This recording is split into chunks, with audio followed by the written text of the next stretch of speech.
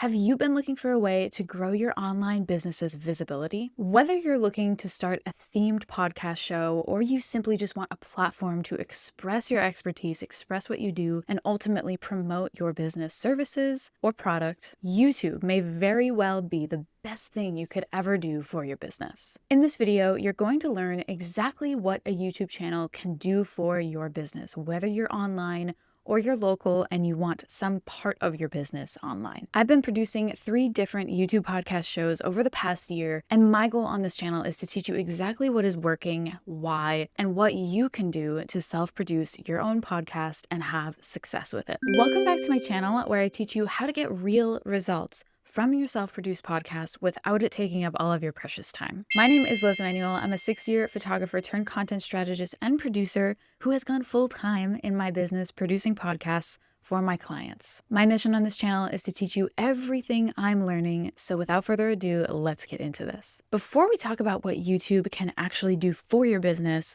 let's take a step back and talk about goals, okay? If you've been on this channel before, you know that I'm huge on goals, but there's a huge reason for that. The reason why I care about goals so much is because I need you to understand what lever, what needle you are pushing when you're podcasting, when you're doing videos on your channel. We need to know the goal associated with you starting this channel so that we can tell if you're actually getting return on investment from your time invested in producing this podcast. So what is your goal? Is your goal to have this podcast be highly integrated into how you make money online? Or are you just using this platform to promote what you do and kind of leaving it to the viewer to then say, okay, I want to work with them. How do I go about doing that? Or is your goal not associated at all with making money and you just want a platform to express yourself? All of these are valid reasons, but they are going to be reasons that matter to how we produce this podcast in terms of your time spent, the effort you're putting in, and even the way that your podcast episodes are structured. So I'm going to outline now just a few goals that I see very commonly amongst my clients that have to do with how you're going to go about producing this podcast, right? Depending on what your goal is, your podcast show is going to look different to then reach that goal. I hope you're sticking with me here. So if your goal is community growth, right? This could be a common goal amongst local business owners or even just solely online business owners. If you want community growth, your podcast could be the mechanism that grows your community. How? Well, you could have lead magnets that then add this person onto your email list, and then you can email them as the form of community. You're building a community through an email list. Or you could lead folks through your episodes to a free community where everyone can gather, they have access to free resources, they have access to you as well. These are really great tactics for community growth in 2025. Okay, so say your goal is income, whether that's more income with an existing offer or a whole new income stream. How are you gonna integrate this into your YouTube podcast? With this, you could promote what you have going on already with your clients, with your inner community, right? You can promote what you already have going on in your YouTube videos. You can just let people know towards the middle and end of the episode, a quick little shout out like, hey, I'm running this workshop. You can sign up below. That's a really easy way to do that. Another way to do it that's a little bit more strategic is, again, leading people into your circle, right? Into your little corner of the internet through a lead magnet. You get them on your email list, and your email is where you sell your offers. So that would be an option for bringing in that community, bringing in those people to your email list, and then you have more and more and more people to sell to. This is how people are doing it these days. Trust me, I am on YouTube all the time. I am becoming essentially a YouTube strategist just in and of itself. And people are building their email, building their little inner corner of the internet and selling to the people who are the most interested. I would say that the second option of this goal example is probably the best, only because with YouTube, you don't know if you're reaching a larger crowd. They may have just heard of you, and the odds of them converting to one of your offers are lower because of that. Okay, so now let's get into what starting a YouTube channel can actually do for your business. Well, without getting too deep into it, I want to just share some of the things that my clients have been able to achieve. What starting a YouTube channel really can look like is 2 booked clients from 250 views, 50 plus email subscribers from one video, a 10% increase in revenue in just 3 months from just organic YouTube podcasting. And then lastly, in terms of vanity metrics, which I like to call the metrics that are more for the outside viewer and not so much matter to more the inside goal and the inside viewer. I can explain that deeper in another video if you're interested. But collectively, over the course of just 6 months, with me and my 3 other clients that I produce podcasts for, all of this has resulted in about 200,000 views. So this is 200,000 eyes on your business, or a part of that on your business. And that can happen in much less than 6 months, right? I've learned a lot in this process, and I actually have a program coming out on December 1st called the Solo Podcast Producer Blueprint. And I am basically teaching you how to speed past that process and make it so that you are being seen, you are speaking to your ideal audience, and you are being able to reach your goals through podcasting on YouTube. That is what I focus on. So if you are interested, I'm running a little workshop on December 1st that is basically the introductory version of my major course. So that will be in the link in the description if you're interested. Okay, so now that you know what YouTube podcasting can actually do for your business, right? You've heard some of the metrics, you've heard some of the stats. Now, it didn't take a genius to get to this point, right? Like these are all very, very achievable for anybody who wants to do this. And I want to teach you just some of the things that you definitely need to pay attention to in order to get this working in this way for your business. You need to identify the exact solution you are offering and to who. I don't want to come off sounding generic like every other YouTuber who's trying to teach you strategy behind you have to niche down, you have to speak to somebody specific. This isn't so much niching as much as it is making it clear who you serve and with what, right? Like I come on here and I say that I serve solopreneurs, I serve business owners in creating content for their business that feels authentic to them. But without a solid solution, it's never going to hit just right for whoever you're speaking to. I can say who I'm speaking to all I want, but as long as I'm not communicating an offer that is aligned, completely aligned with the solution that they need, something is going to go missed and there's not going to be that communication, that trust built, and everything else that you need in order to reach your goals through YouTube podcasting. So the subject matter that you speak through in your videos is really actually a strategy. And essentially and ideally, you want to tie in a problem and a solution, basically giving people a mini transformation every time they talk to you that literally you captivate them at the problem and you lead them into the solution. If you can do this in your videos, you are going to see success.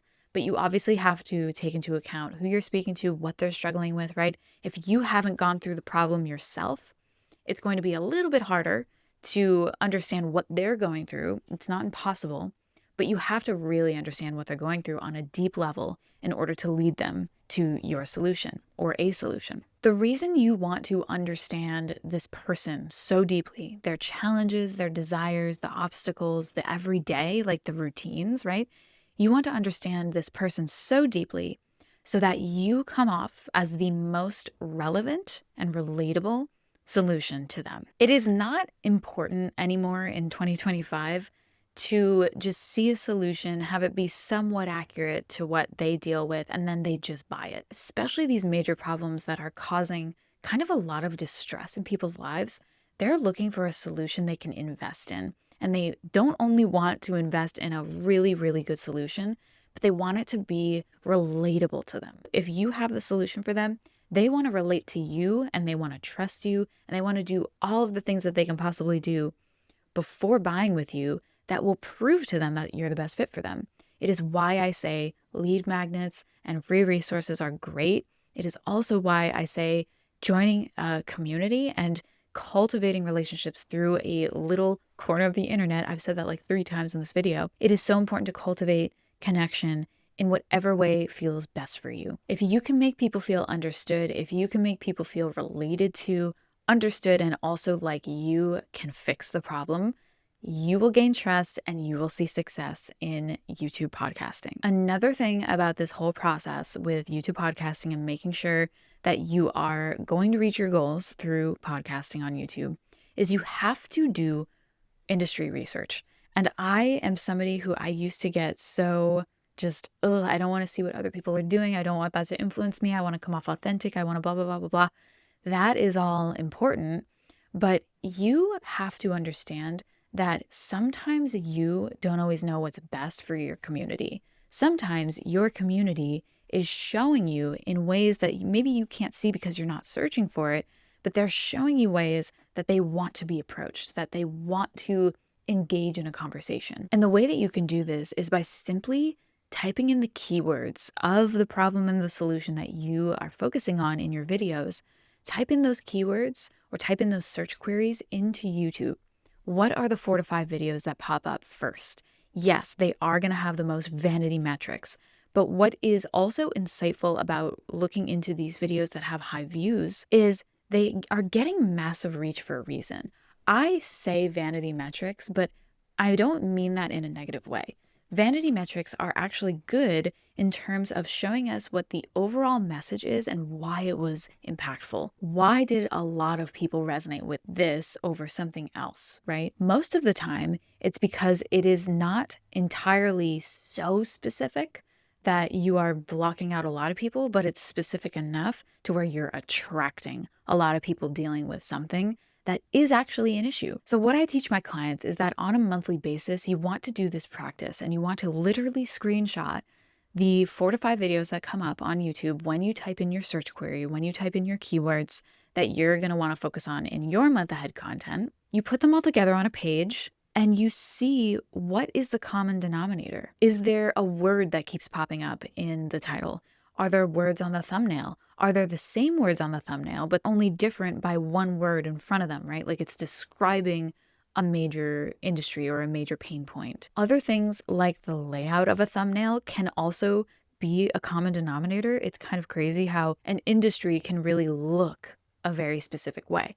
So you're going to want to take into account all of these things. And I actually have a template for you that you can just download right now by joining my free community on School. This is kind of a little secret. I haven't told anyone about this yet, but I want you to be the first to have access to this monthly task template that I've created. So if you are interested in that, join the free community. It's a completely free template for you, and you can have access to that right now. One little thing that you can do in this step to take it a little further is to actually watch maybe the first 3 minutes of all of those videos.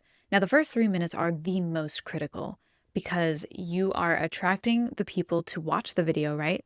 Most people by the 3-minute mark are either in it for the long haul or they've left. So it's really critical to understand what these people did in the first 3 minutes that attracted all of this viewership, right? YouTube will not push out your videos, and I only know this because I'm a strategist. YouTube will not push out your videos if people are not watching. YouTube wants to know that your videos are being watched at least 40 to 60% of the way through. It's going to push it out to more and more people the more and longer people are watching. So to see a video that has like 100,000 views, something resonated with people in those first 3 minutes to allow them to watch longer, to them allow YouTube to push it out to that many people. So you're going to want to pay attention to what happened in those first 3 minutes to understand how you can mimic what they did. Did they get into the point at like the 1 minute and 30-second mark? Did they use movement? Did they show graphics? Did they do all these other things? And that's not to say that you need to do all these things and actually mimic what they're doing. It's just more of like the pace. Feel out the pace. Feel out what they did. What is their personality? What are they doing that is working? And write that down in this template that I'm going to share with you completely for free. So once you know your goal, once you know who you're speaking to, once you know your subject matter, once you know what the overall industry conversation is, you can now create your first episode. I have a lot of content on my channel about this, but one thing that I want to tell you about is my plan to publish method.